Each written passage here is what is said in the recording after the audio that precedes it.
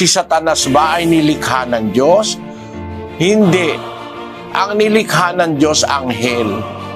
Pero si Satanas ang gumawa ng kasamaan sa kanyang sarili. Kasi minsan nagkaroon siya ng ambisyon. Kasi ginawa siyang isang makapangyarihang anghel eh.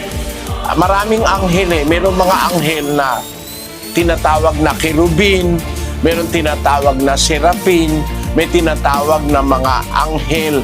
Magkakaiba sila ng kategorya eh. Yung mga kerubin, matataas na uri ng anghel yon, makapangyarihan yon. Kumbaga sila yung namumuno sa mga anghel na ginawa ng Diyos, yung mga kerubin.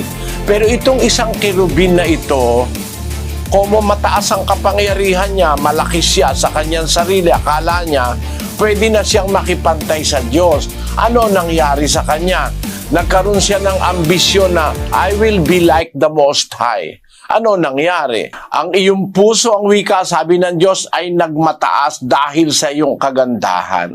Alam mo kapatid, pag may kagandahan, pag may karangalan, pag may kayamanan, kahit nga tao nagmamataas eh. Nagyayabang, para bang he feels and she feels that she is above everybody else. Nangyari yun kay Satanas.